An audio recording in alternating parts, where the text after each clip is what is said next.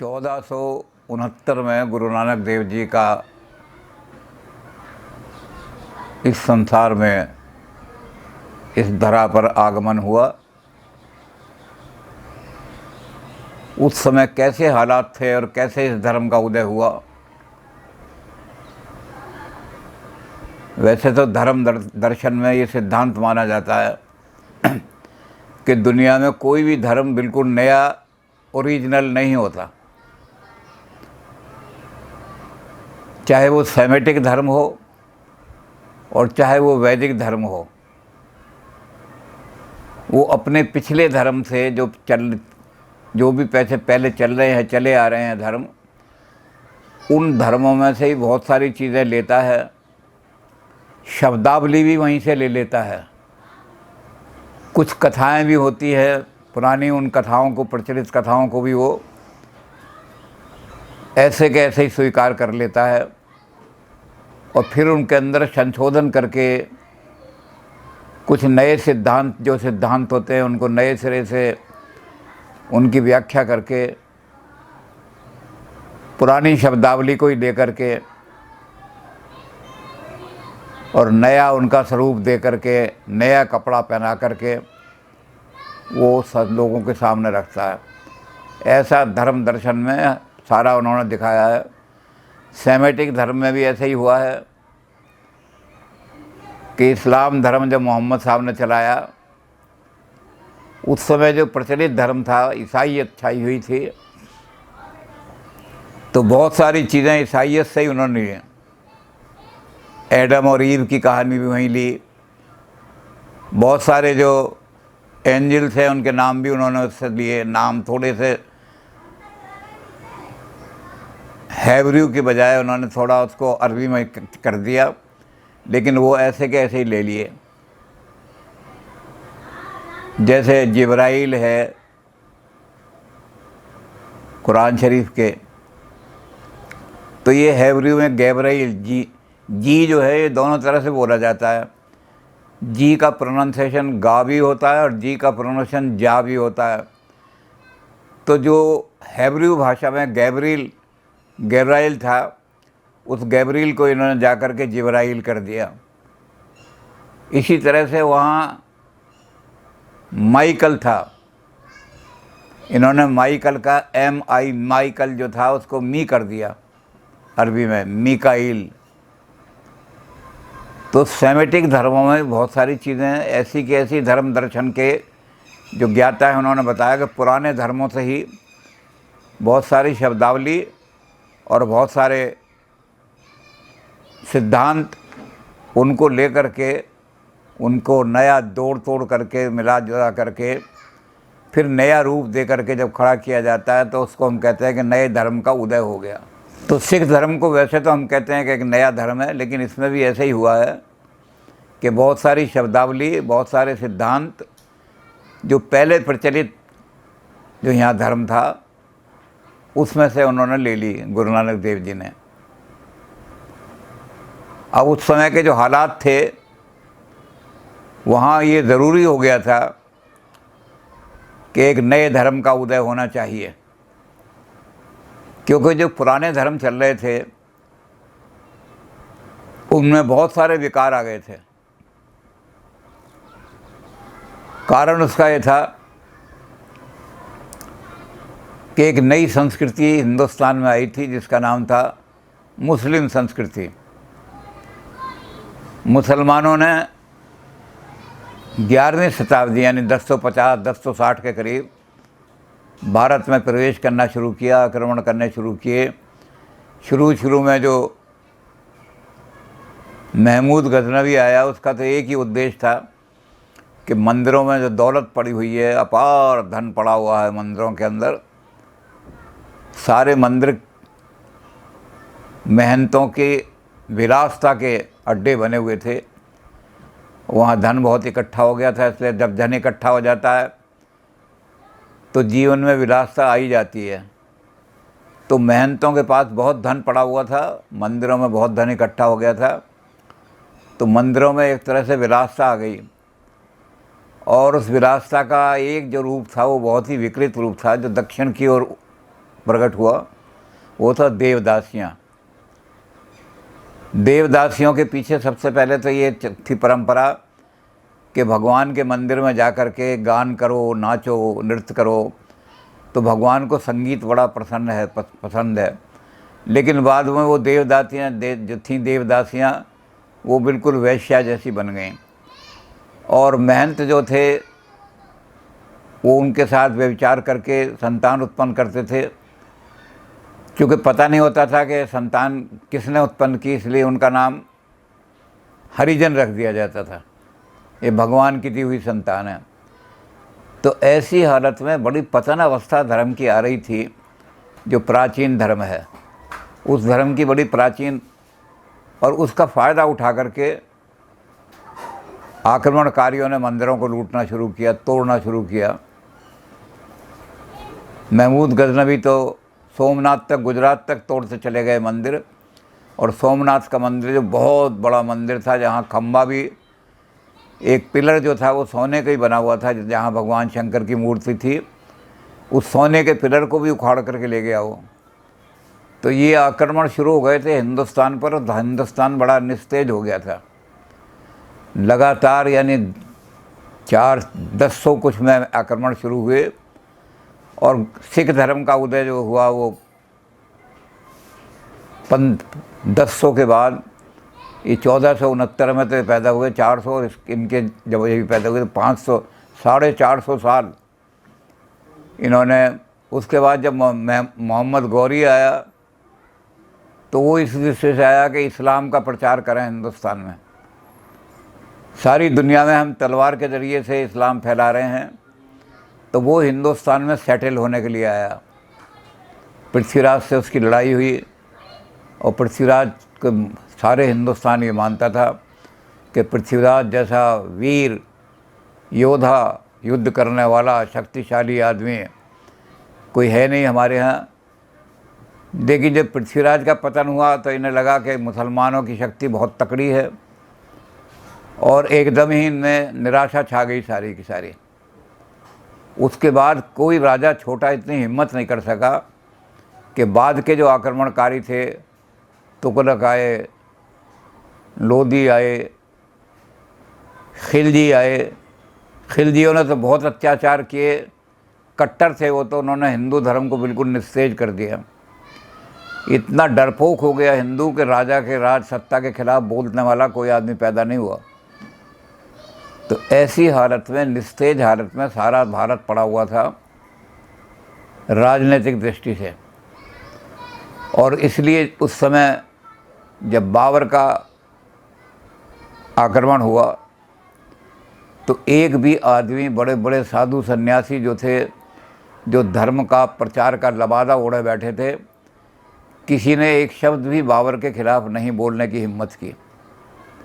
किसी की वाणी उठा के देख लो, कबीर ने सारे हिंदुस्तान के अंदर भक्ति फैलाई, बल्कि सप्तद्वीप 9 खंड में भक्ति का फैलाने वाला आदमी कबीर था। लेकिन कबीर ने कहीं मुसलमानों के खिलाफ कि आक्रमणकारियों को हिंदुस्तान से निकालो, हिंदुस्तान को स्वतंत्र कराओ, उनके खिलाफ एक शब्द भी नहीं लिखा अपनी वाणी में। सूरदास जी ने तो सारी वाणी ऐसी लिखी कि राधा के साथ नृत्य हो रहा है, राधा कृष्ण चले गए हैं तो राधा रो रही है, विरह के गीत लिख दिए, भंवर गीत लिख दिए सारे। लेकिन कहीं कोई राजनीतिक दृष्टि से जिनके हम गुलाम हो गए, उन गुलामों के खिलाफ कोई आवाज़ उठानी है, एक लाइन भी नहीं उनकी कविता में मिलती। जबकि भक्ति मार्ग का, कृष्ण भक्ति मार्ग का प्रचार करने वाले बहुत तकड़े आदमी थे। और मीरा तो खैर बेचारी महिला थी, वो क्या करती प्रचार। लेकिन मीरा की पोइट्री में भी कहीं कोई ऐसी एक शब्द भी नहीं है जो आक्रमणकारी, जो हमारी संस्कृति को मिटा रहे थे, जो हमारे मंदिरों को तोड़ रहे थे, विध्वंस कर रहे थे इस देश के अंदर, और तलवार के द्वारा अपना धर्म फैलाना चाहते थे, उनके खिलाफ बोलने वाला हिंदुस्तान में कोई नहीं था, सारे हिंदुस्तान में। ऐसी निस्तेज हालत में अगर कोई आदमी बोला जिसने हिम्मत की बोलने की, तो गुरु नानक देव जी थे। गुरु नानक देव जी ने अपनी वाणी में बाबर की बड़ी निंदा की है।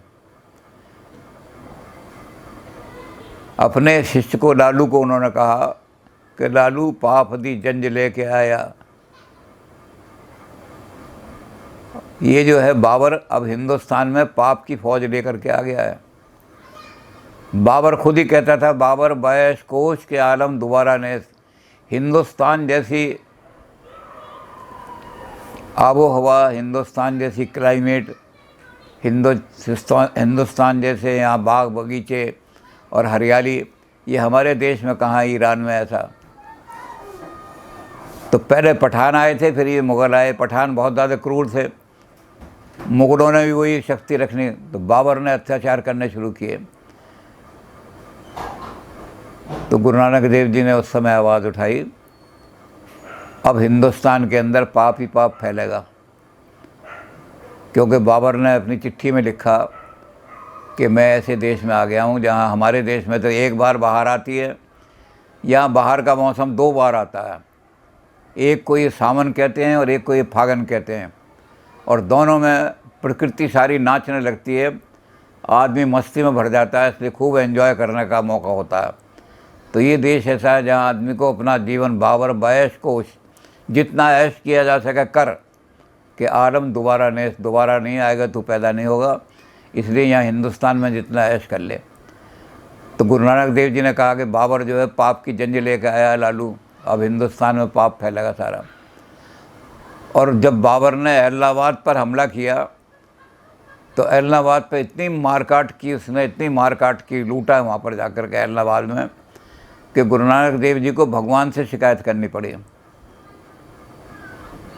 गुरु नानक देव जी ने भगवान को बुलाना दिया, एनी मार पई कुड़ाने तैंकी दर्द न आया। इतनी मार पड़ी है, इतनी पार पड़ी है, दुनिया तड़पने लगी है, और उस तड़प रही है दुनिया बिल्कुल ऐसे, तुझे ज़रा सा भी दर्द नहीं आया। खुरासान खसमाना कीता, हिंदुस्तान डराया, आप अपना दोष लेवे करता, जमकर मुग़ल चढ़ाया, ऐनी मार पई कुड़ाने तय की दर्द ना आया। और फिर कहने लगे बाद में कि देखो, अगर कोई शक्तिशाली आदमी किसी शक्तिशाली से लड़े तो कोई बात नहीं, वो वीरता का प्रदर्शन कर रहे हैं, मुझे कोई दुख नहीं होगा। लेकिन एक शक्तिशाली आदमी जब निहत्थे लोगों को, गरीब लोगों को केवल अपने लूट मार के लिए लड़ता है तो मेरा हृदय कांप जाता है, मानवता कांप जाती है। तो उन्होंने भगवान से कहा कि जब इतना जुल्म हो रहा है कि एक आदमी जो बड़ी सेना लेकर के फौज लेकर आया है और वो निहत्थे आदमियों को, गरीब आदमियों को लूट रहा है, उनकी स्त्रियों को उठा करके मुसलमान ले जा रहे हैं, काबुल में जा करके 2-2 रुपये में बेच रहे हैं, तो तय की दर्द नहीं आया। तू बैठा हुआ देख रहा है, तू दुनिया का मालिक है, दुनिया का करता है, तू देख रहा है, और तुझे कोई दर्द नहीं आया ऐसी हालत में। तो सिर्फ गुरु नानक देव जी बोल सकते थे और कोई नहीं। ऐसी यही हालत धर्म की हो रही थी। जैसी राजनीति के लोग सब लोग बिल्कुल निस्तेज पड़े हुए थे, और क्या हो रहा था कि वो ये कह रहे थे कि एक ही तरीका है बचने का, या तो मुसलमानों की शरण में चले जाओ, गुलामी स्वीकार कर लो। और गुलामी स्वीकार करने का एक ही तरीका है कि राजनीति के बारे में एक भी बात ना कहो, चिमटे खड़काओ, मजीरे बजाओ, ढोलक बजाओ और भक्ति मार्ग अपना लो। भक्ति मार्ग खूब पनपा इसलिए कि उन लोगों को कोई बचने का सहारा नहीं था। उन्होंने कहा एक ही सहारा भगवान का, तो भगवान के सहारे क्या करो, मंदिरों में जाके, सत्संगों में जाके।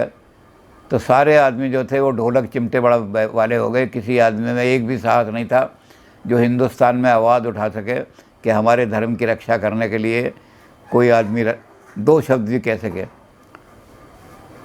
और धर्म की हालत तो ये हो रही थी। पहले हिंदुस्तान के अंदर जब बौद्ध धर्म छाया था तो बौद्ध धर्म का नाश करने के लिए कुमारिल भट्ट खड़े हुए, शंकराचार्य खड़े हुए।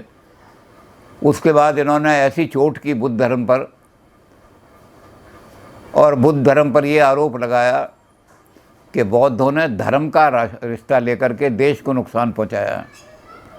एक राजा जो बौद्ध बन गया, कनिष्क, उसने जब हिंदुस्तान पर आक्रमण किया तो हिंदुस्तान के बौद्धों ने कि ये हमारा बौद्ध भाई है, उसका स्वागत किया हिंदुस्तान में। और उसने आकर के हिंदुस्तान को, कश्मीर के आसपास के इलाके को सारे गुलाम बना लिया। तो जो बौद्धों में वो बहुत विकार आ गए थे बौद्ध धर्म में, उसके साथ एक सबसे बड़ी उन पर जो आरोप लगा कि बौद्ध धर्म तो धर्म का नाम लेने वाले जो हैं विदेशी हम पर जो आक्रमण करेंगे, कल चीन की तरफ से आक्रमण हो या जहाँ बौद्ध धर्म फैल गया है, जापान में फैल गया है, वहाँ से आक्रमण हो, तो ये लोग तो वहाँ जा कर के हिंदुस्तान के बौद्ध उनका स्वागत करेंगे कि आओ तुम हमारे धर्म भाई हो। तो देश के हित में नहीं है बुद्ध धर्म बिल्कुल। बुद्ध धर्म के अपने अंदर भी बहुत सारे विकार पैदा हो गए थे। भगवान बुद्ध ने कहा था अपने शिष्य को कि हमारे जो विहार हैं उनमें विहारों में स्त्रियां नहीं आनी चाहिए, लेकिन उसने बहुत आग्रह किया कि नारी की उपेक्षा नहीं कर सकते, आधी जाति छूट जाएगी, आधे लोग छूट जाएंगे, 50% अगर औरत को हमने बिल्कुल नेगलेक्ट कर दिया। तो औरत को भी अधिकार होना चाहिए। फिर भी बुद्ध ने कहा कि अगर औरत आना चाहती हैं तो वो अलग विहार हो, उनके उसमें रहें, ये एक विहार में नहीं ठीक रहना। लेकिन वो माने नहीं। अब जब भिक्षुणियाँ आकर के विहार में रहने लगीं और भिक्षु भी रहने लगे तो वहाँ भी व्यभिचार फैल गया। और उस व्यभिचार का जो रूप था वो इतना खराब रूप हो गया, यानी शंकराचार्य के बाद 8वीं शताब्दी से और ये 11वीं शताब्दी तक 200 साल में जितनी भी बुराइयां आ सकती थी बुद्ध धर्म में आ गईं। और उसका जो रूप था बुद्ध धर्म का विकृत रूप। और बुद्ध धर्म के पतन के तो बहुत सारे कारण हैं, उनकी चर्चा तो बहुत लंबी चौड़ी है कि बुद्ध धर्म का पतन हुआ। लेकिन बुद्ध धर्म में एक चीज़ जो है जो बहुत ही ज़्यादा पतन की स्थिति में आई, वो था कि बुद्ध धर्म ने रूप सहजयान और वज्रयान का रूप ले लिया। और वज्रयान के बारे में ये था कि वज्रयान वाले 5 सिद्धि के मार्ग में 5 मकारों को मानते थे। मांस खाओ, मीन का इस्तेमाल करो, मछली खाओ, मदरा पियो, मुद्रा इकट्ठी करो और मैथुन। नारी की वो पूजा इस रूप में करते थे कि नारी को बुला करके उसको थोड़ा श्रृंगार वगैरह कराया, उसको अच्छे श्रृंगार में सजाया कि नारी की हम पूजन कर रहे हैं, और उस नारी को फिर भोग का विषय बना लिया। तो ये मैथुन से तो ये इतनी ख़राब हालत हो गई थी हिंदुस्तान के अंदर बौद्ध धर्म की कि बुद्ध धर्म ने विक्रम इस बुद्ध धर्म के को सुधार करने वाले जो थे वो नाथपंथी खड़े हुए।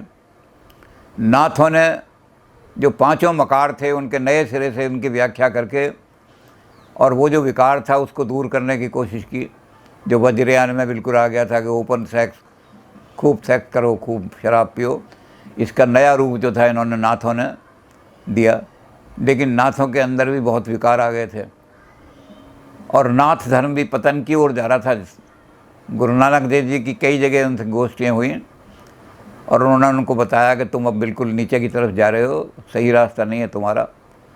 तो धर्म की इस तरह की हालत हो गई थी। और हायर वर्ग जो था, ऊंचा वर्ग, जो ब्राह्मणिकल वर्ग कहलाता था, ब्राह्मणिकल वर्ग में एक बहुत बड़ी खराबी आ गई थी कि कर्म कांड को बड़ा दुरूह बना दिया था, शोषण का कारण बना दिया था, जिसके कारण से पाखंड, अंधविश्वास, ऐसी चीज़ें फैला करके जनता को डरावना डर बना करके ब्राह्मण लूट रहे थे और उनके अंदर ऐसी प्रथाएं चला दी थी, भयभीत कर दिया था। ऐसे ऐसे देवता बना दिए थे उन्होंने, ब्राह्मणों ने, जो डर दिखा करके, भय दिखा करके पहले आदमी को भय दिखाते थे और जब वो सारी जनता भयभीत हो जाती थी तो उनसे कहते थे रुपया दो हमें, हम तुम्हें ठीक कर देंगे। जैसे शनिचर का, भद्रा का, ऐसे ऐसे उन्होंने चीज़ें निकालनी शुरू कर दी।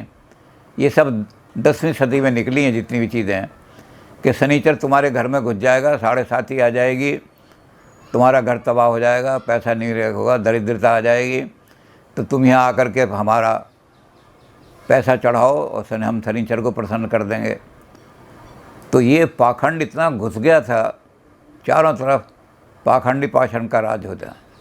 तो ऐसी हालत में जनता जो थी वो भगवान से प्रार्थना करती थी, खुद कुछ नहीं कर सकती थी, निस्तेज पड़े थे, कोई लीडरशिप ही नहीं मिल रही थी उनको। भगवान से प्रार्थना करती थी कि भगवान हमारा कल्याण करो, और उस कल्याण का तरीका है कि तुम हमें अपनी शरण में ले लो, हम यहाँ से संसार से निकल जाएं, आपकी शरण में पहुँच जाएं तो हमें सुख मिल जाएगा। तो ऐसी हालत के अंदर ज़रूरी था ये कि इस पाखंड का नाश करने वाला, जो हर जगह अंधविश्वास का नाश करने वाला, विकारों का नाश करने वाला जो धर्म आ गए हैं, और राजनीतिक दृष्टि से जो आदमी बिल्कुल निस्तेज हो गए हैं उनको भी खड़ा करने वाला, बाबर जैसे अत्याचारी के खिलाफ बोलने वाला। जब उन्होंने कहा कि गुरु नानक एक साधु ये बाबर के खिलाफ बोल रहा है, तो जनता में भी आवाज़ आई कि बाबा हम भी खड़े हो सकते हैं क्या बाबर के खिलाफ। और बाबा ने क्या, क्यों नहीं हो सकते, अपने धर्म का सहारा लेकर खड़ा हो। तो लोगों के अंदर हर तरह से जान डालने की ज़रूरत थी। उस समय गुरु नानक देव जी का प्रादुर्भाव हुआ। ऐसे समय में सारा चारों तरफ पता नहीं पतन था, और उस समय गुरु नानक देव जी आए, इसलिए जो गुरु नानक उनका जब आविर्भाव हुआ तो लोगों ने कहा धन गुरु नानक प्रगटिया, मिटी धुंध जग चांदन होया। जितनी धुंध फैला रखी थी नाथों ने और पाखंडी ब्राह्मणों ने, कर्मकांडी ब्राह्मणों ने, यज्ञ इतने ऐसे बना दिए थे, यज्ञ जिसमें हज़ारों रुपए की बर्बादी होती थी और उसमें कुछ फ़ायदा नहीं होता था। लेकिन वो कहते थे इस यज्ञ को करोगे तो तुम्हारे बेटा हो जाएगा, इस यज्ञ करोगे तो तुम्हारा दरिद्र दूर हो जाएगा। वो दरिद्र दूर होने की बजाय और 10-20 हज़ार रुपये खर्च हो जाते थे उनके। तो ये सारी चीज़ें जो थीं, जो समाज को लूटने वाली कुरीतियाँ, पाखंड, तो इसलिए कहा कि मिटी धुंध, ये सारा धुंध छा गया था सारे तक। एक भी रिलीजन ऐसा नहीं था जो रियल मानव को मानव बना सके। सारे जितने धर्म थे, चाहे बौद्ध धर्म का भी पतन हो गया, वज्रयान बन गया वो बौद्ध धर्म, वाम मार्ग भी फैलना शुरू हो गया थोड़ा थोड़ा। तो इस धुंध को कौन मिटाता? तो गुरु नानक देव जी के बारे में कहा कि मिटी धुंध, धन गुरु नानक प्रगटिया। धन है, भारत का भाग जाग गया उस दिन, भारत धन्य हो गया उस दिन जिस दिन गुरु नानक देव जी का जन्म हुआ।